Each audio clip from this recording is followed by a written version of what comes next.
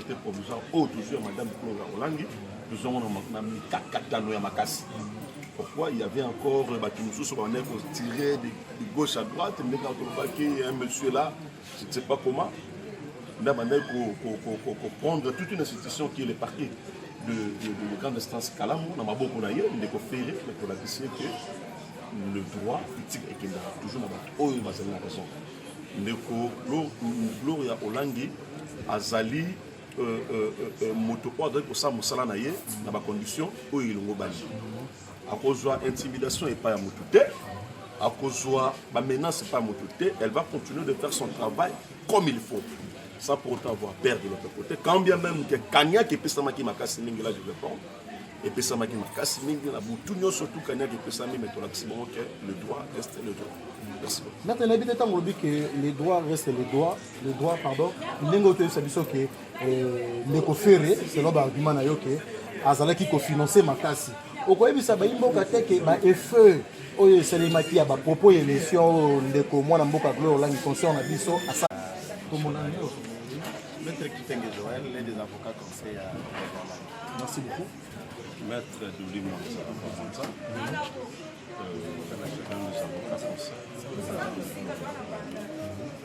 C'est Maître Eric Chotia,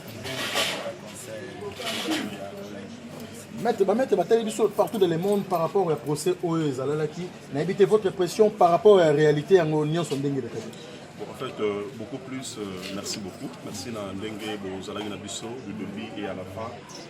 Il y a aussi il y a Madame Gloria Olangi. Victoire Liboso, la victoire c'est d'abord pour le corps journalistique. Merci beaucoup. Ndengue soutenir Kibiso, du début, et net comme il est loyal. Camille Balé, Ezali, d'abord, le parquet pas déposer plainte contre le nom, il y a notre sœur Gloria Olangi. À Tigalate, pour confirmer plainte Wana, il n'y a jamais eu de confrontation. Il y a un lobby bien. C'est vrai, tout ça, on ne va pas s'indre Gloria Olangi, mais nous continuons la lutte. Nous allons continuer la lutte parce que ce dossier, tu redemandé, Oyo Baza, il y a mis Beko, tout qui est dans le dossier de Nasuka. Madame Gloria Olangi, elle a été humiliée. Filmé et bien qu'il y a qui sous mandat. On n'a pas cette Gloria abominable. Elle a tué qui? A sali une mission à répondre juste à une insulte au bâtonnet contre elle. Et voilà pourquoi nous nous disons, parce que comme j'ai à Bongo, on appelle l'autorisation de lever copie. Cette autorisation, il va permettre à la BISO de lever copie. Dans la pièce, nous surtout, vous avez un dossier, il y a Maman Gloria. Là, c'est autorisation. Vous nous avez aidé. Nous allons rendre public les méfaits, les injustices et n'importe quoi ça mine à 200 Madame Gloria. En tout cas, merci beaucoup. Je peux me faire presser. La certaine macasse de l'intégration à BISO. Là, il met dans le Mwanza. Dans les avocats, on nous dit que non, voilà, tout ça. Bateau, nous surtout, il y a un cabinet dans Bissau. Puis pour contacter Bissau, la plus 243 64 32 0 73. Plus 243 89 64 32 0,73. Merci beaucoup. Merci beaucoup. Dernière question quand même. Beaucoup la l'indiqué avec qui a utilisé pour la vidéo. Mais côté Angambo, il y a fait rigolo la pète mon acquis. Il y avait des vidéos de Martha Rosa Salah qui fait pour la Licambouana des solutions.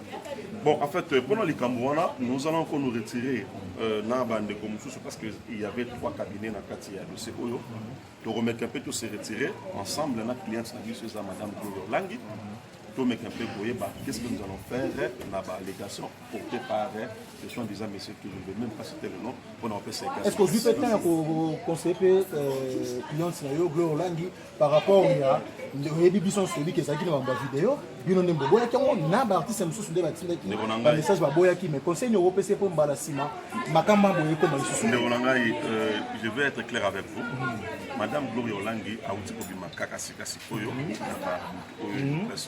a sali 4 jours injustement na parti à Kalamou bien que bandeko nyonso tout balingaki donc ozolo ba preuve wana il y a un problème bien que bandeko musu balingaki akende makala na démontrer bango ke akokende makala te je n'ai pas encore pris le temps de m'entretenir valablement la clientèle travail moment je vous rassure il y aura des annonces sur ces dossiers là. Merci maître tozala qui non lobelo que comme ça qui ba imboka ba bengi partout dans le monde maître avocat a pour remercier atanga ba komba ba fils musicien au lobby grand mopao maître a remercier grand mopao ouais dans son invité par rapport na momona ke ndiye comment qui fait na invité pour na go cette sonne parle moi je ne sais pas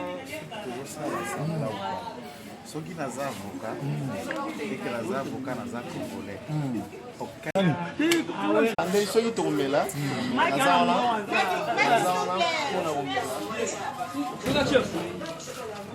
Otalaskin, gardien du temple, le combattant de la presse combattant de la presse.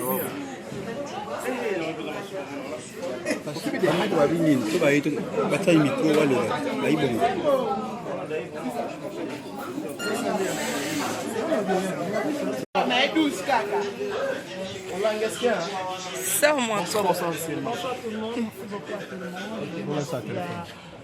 Fallait pas, moi fallait pour tout ce que tu as fait grâce à moi. Bon, sur le milieu, le bon se gère.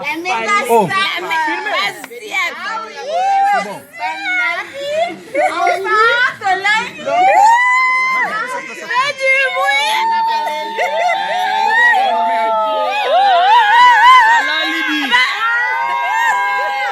Balali. jamais.